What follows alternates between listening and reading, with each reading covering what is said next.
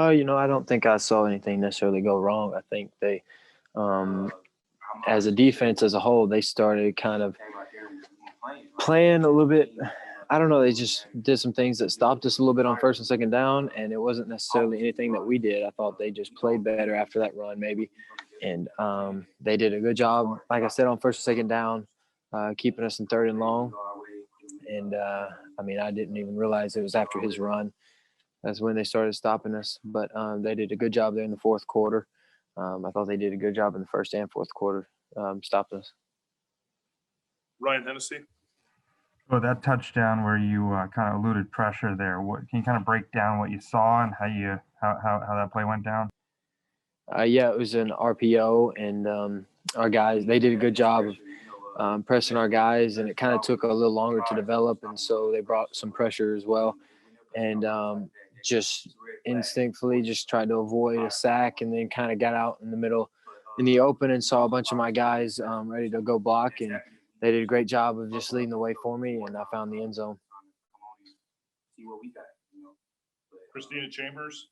Like I said before, a couple plays didn't go our way. They played good.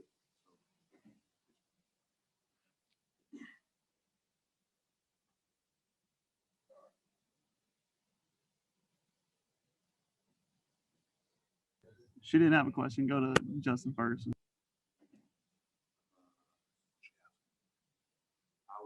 All right, Justin Ferguson.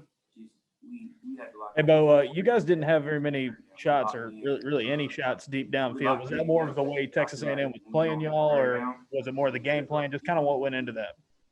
Yeah, we actually called quite a few shots, and they just played extremely soft and kind of a 3-4 deep shell that kept everything in front of them. And so because of that, we were able to take some check downs and move the ball, get some positive yards on first and second downs when we took our shots. But I just thought actually we had quite a few shot opportunities called. They just played them very soft and made us take check downs.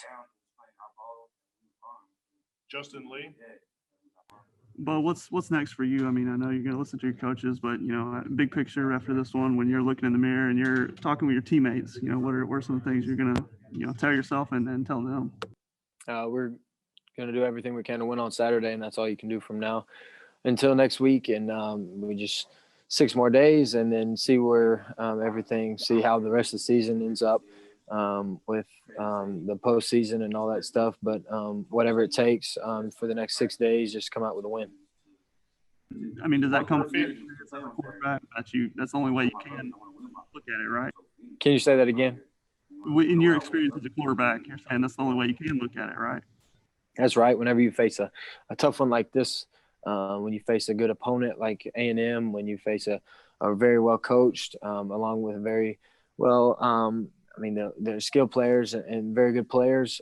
You have to just come back and regroup as a team, regroup as an offense, and come back on. When you start practice, come back, kind of start fresh, and go from there and put this one behind us. Mark Murphy. Yeah, how tough it was for you as a captain to see the seniors have a game like that on senior day? It's really tough just because of everything that they put in.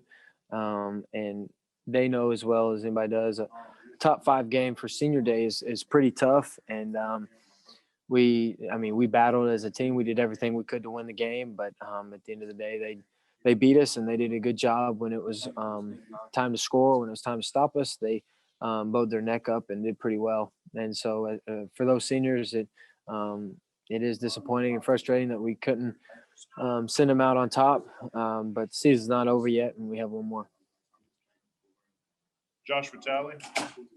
Bo, you guys were a 9-win team last year, sitting out 5-4, no wins over ranked teams. Just how frustrating has it been to maybe not have this season go the way you guys wanted it to? I think from a standpoint of 2020 in all, I think it was just frustrating for most teams, to be honest with you.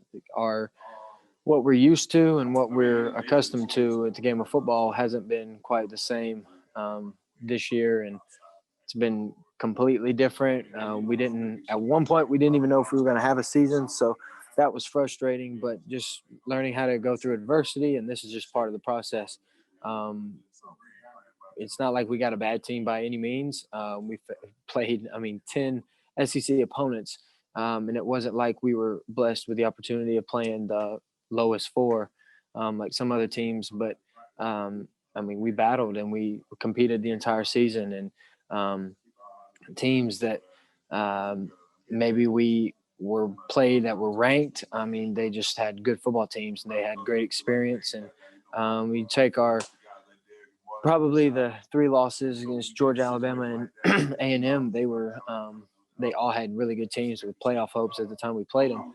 And you can put a lot of things on a lot of people and say a lot of things about this and that, but at the end of the day, they were just better than we were when we played them. And that can go into the off season. That can go into not having a spring, not having a summer, not developing guys this off season, and just sending them home. And so this kind of season goes to who has the most experience. And we felt all year that at the beginning we were going to be the least experienced team. And I think some games that kind of showed, some games that we could have played a little bit better. It came down to the other team having better experience. And for whatever reason, we this, that, and the other, we lost to those teams. And so it's definitely a learning year. And all you can do is just move forward and make sure you finish the season how you'd like, and not just let the whole season go to waste. Our last question is from Gianna Hahn. Hey, Bo, since you did have to rely on the run game so much, what did you see out of each of your running backs? And is there anything to build on there? Absolutely. I thought we did a really good job running the ball, especially in the second and third quarter. We came out and our run plays, we had them up, and we got some good running lanes to run in, and we were able to gash them a few times. I thought Worm had a solid day. Obviously, he got rolled up there, and I believe it was the first quarter, got rolled up on, and so that affected him for the rest of the game, and he still battled through it. Had a great game. And then Tank, obviously we know he's playing through some nicks and bruises, and he's playing as hard as he can. It was still tough and running the ball well. Had a big explosive run there in the third. And then Mark did a good job all week coming in, and when his number was called, of making sure he was in the right spot, doing the right thing. And so as a group, those guys carried us, did a good job in the running game today. All right, Bo, thank you very much. Thank you. I appreciate it. War Eagle. Thank you.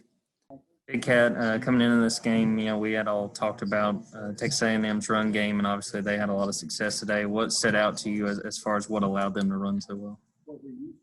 They really schemed us. They had a lot of stuff. Maybe in a 3-down, they run away from the outside backer, or it was strictly schemed. It was a lot of box calls, like they'll see what we in, and then just kind of, like I say, they'll check it. So it was real good, game plan by them, and we just had a hard time stopping. In that fourth quarter, you guys were still right in it, and a couple plays maybe go a different way. It might be a different story. Just how much does that speak to when you're playing a team, number 5 team in the country? Just how small the margin of error is on both sides. You just gotta. I'm not accustomed. I'm not accustomed to like things like that. I'm so used to guys like Derek and Martin being beside me, and so when you get in situations like that, you always kind of know the outcome. But like you say, man, those you just can't have those. Those like we had a couple minute errors in there. Guys probably just not fitting their gaps. But like I say, like the room for margin of error is real small, and we just couldn't execute. Next question comes from Jason Caldwell. Big Kat, early on this season, third downs were an issue. You guys got pretty good at it in the middle of the year, and then it kind of popped up today. Was it, you mentioned scheme, or was it more about just kind of the scheme and just a couple of mistakes here or there? But what did you see on third down? Yeah, then he's a running quarterback, so it was a couple of times where I get him, I come off the edge and get him to step up or something. He'll just take off and run. So it was just bro, I don't even know what to say, but he's a good quarterback. I'm gonna get a props with it, but he's a good quarterback. He see little things like that, he's gonna take advantage. And I ain't gonna lie, just me being here 4 years, before the play happens, I try to tell my D tackles or my guys beside me, what's gonna happen before it happens, and it actually happens, and then be behind the 8 ball. If you have a question for Big Kat, please put it in the chat. And our next one comes from Tom Green. Hey, Big Kat, you mentioned how small the room for error is. When you have a play like Zacoby there, nearly gets that kick near the end zone, it seems like it's a play that usually goes your guys' way this season. Just how frustrating or demoralizing is it when it finally doesn't break your way? It is what it is. I mean, it's football, game of inches. I ain't gonna lie, that would have been a huge momentum, change in the game. But it's football. I mean, you're not perfect. You're gonna make mistakes, and he dropped it, and we had to live fight another day. Our next question is from Jordan Hill. Big Kat, as a senior on this team, you guys got next week with Mississippi State. Just what's sort of your message to your teammates as you guys finish out this regular season? Man, just keep fighting, man. Don't clock out, man. Just play for the seniors, play for the guys that's been here for 3-4 years. That don't put their heart, sweat, and tears in and trying to be able to set themselves up for the next level. So I ain't gonna lie, I do the same thing, for the guys that I played, that before me, so that'd be my message to my teammates. Just continue to, play for your brother, man. Play for the seniors, man. They chose to come here, the guy that you maybe probably picked as to be your leader, just, continue to fight for your brother. Our next question is from Tom Green. Kat, you're obviously a senior. You've been around for 4 years now. Can you remember another defensive performance that was, not as sharp as this one in your 4 years, especially at home?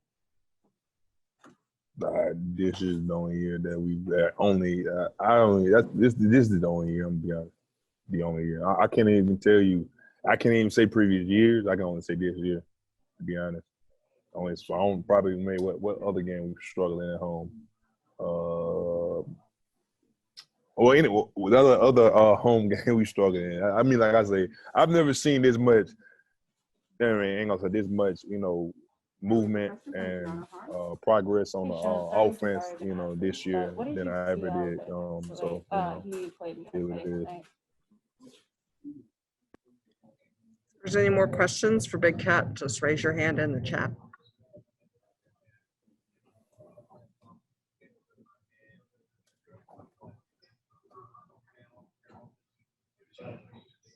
Okay, I think that's good, sir. Thank you very much for your time. Thank you. Yes, ma'am. Thank y'all. Thank you.